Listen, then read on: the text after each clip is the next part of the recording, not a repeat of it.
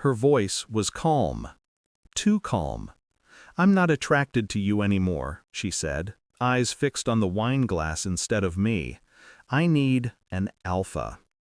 I stared at her, the woman who once slept curled under my arm as though she'd drown without the warmth. 6 years married, 10 together. Now she spoke like she was ordering a different drink. I felt nothing at first.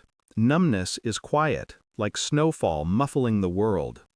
"I understand," I replied. It wasn't surrender, it was observation. A battlefield general stepping back, mapping the terrain.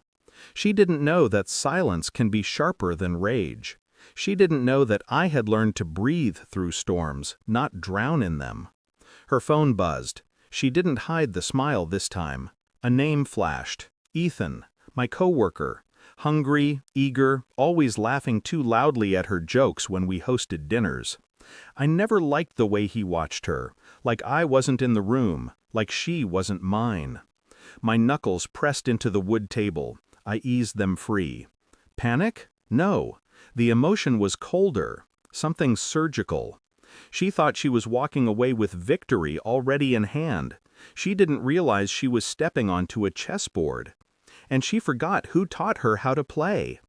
The signs were there, small, sharp. Nights she worked late. Perfume too sweet. A laugh too airy when she texted someone. I had asked once, just once, "Everything all right?" She kissed my cheek. Mechanical. Stress. I just need space. A practiced excuse. A pre-written exit. She had already left me emotionally. Tonight, she only gave the speech. But betrayal never arrives alone. It brings companions, ego, arrogance, entitlement. "You'll be okay," she added softly, like she was granting mercy. "You're a good man." But good isn't strong. Not for me. I let her talk. She thought she was delivering truth, but she was confessing weakness, her hunger for validation, her obsession with fantasies she couldn't earn, so she tried to trade her loyalty for them. "You deserve someone more gentle," she concluded. Translation, someone easier to manipulate. I nodded, letting the silence settle. The room felt colder, not because she pulled away, but because I did. When she walked upstairs without another word, I watched her go. Not out of love, but curiosity. What does betrayal look like from behind? Small, unearned, fragile, masquerading as powerful. And in the stillness, reality arrived not as shock, but clarity. People don't change, they simply stop pretending. I didn't ask questions.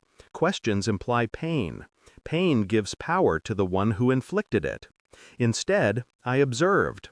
Her phone face down suddenly. Password changed. Gym sessions despite never sweating. A silk dress she said she never wore disappeared for a weekend girls' trip. I mirrored patience, made breakfast, kissed her forehead, told her I loved her. Not affection, theater. She believed she held the advantage. Emotional exit secured, replacement lined up, marriage abandoned like a coat out of season. Meanwhile, I studied. Patterns, schedules, digital traces. Not to chase her, to understand the architecture of betrayal. And I saw it clearly. She didn't love him either. She loved being chosen by anyone but me. She told Ethan I was weak, passive, bland, a stepping stone toward a better life. Funny, because she loved that job opportunity I had been shortlisted for. She whispered once, thinking I slept, "When Ethan gets that promotion, we'll finally be equal, power couple." Except the board called, recommendation needed, senior position, strategic leadership. They asked for my decision. Ethan was her chosen alpha. So, I chose silence. Silence is not surrender. It is positioning. I signed the offer for myself, not him. I didn't tell her. Let her build her future on rotten wood. Let arrogance be the rope she tied her hopes to. I watched her leave earlier. She didn't notice my eyes open. She never looked back. People rarely look at what they think they've already conquered. 2 weeks later. Corner office. Skyline. Power settling into my palms like it always belonged there. She walked in unannounced. Not for me. For him. She wore confidence like perfume. She expected triumph. Until she saw me. Her face drained, blood retreating like soldiers abandoning a lost war. "You?" she whispered, a single word carrying disbelief, dread, and the realization of her own miscalculation. I leaned back, calm, controlled. "You wanted an alpha," I said softly. "You just misidentified him." Her breath trembled. "You knew." I listened. She looked around, as if hoping to wake from this nightmare, to find Ethan sitting here instead, crown offered. "Where is he?" "Still downstairs," I replied. "Entry level." The truth hit her not with volume, but weight. She gambled our life for a fantasy, and she lost. Not because I fought her, because I didn't need to. Power exposes itself without effort. She reached for anger but found nothing to hold. "You could have fought for me," she whispered. "I did," I said, "by letting you reveal yourself." Her eyes shone, fear, shame, regret colliding. "Not for losing me, for losing the life I built." "You don't have to do this," she murmured. "I already did nothing," I replied. And nothing was enough to ruin her script. She wanted dominance. She wanted triumph. Instead, she got truth.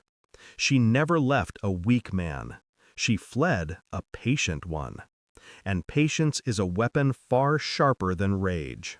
I closed the folder on my desk. Dismissal without a word. She didn't move. Couldn't. "Leave," I said quietly. There was no threat, no volume, just finality. She walked out slowly, absence trailing behind her like a funeral veil. Later, she called, 71 times. I didn't answer. She texted pictures of memories, pleading for one last talk. I sent nothing back. Silence again. Not punishment, conclusion. Power isn't taking someone back. Power is not needing them at all. She once said I wasn't enough. The truth? I was too much, too steady, too real. She needed chaos to feel alive. So I let her drown in the quiet she created. Revenge isn't destruction. Revenge is revelation. And she finally saw herself. Small, temporary, forgettable. I closed my phone, exhaled, and felt nothing break. Some endings don't burn. Some freeze.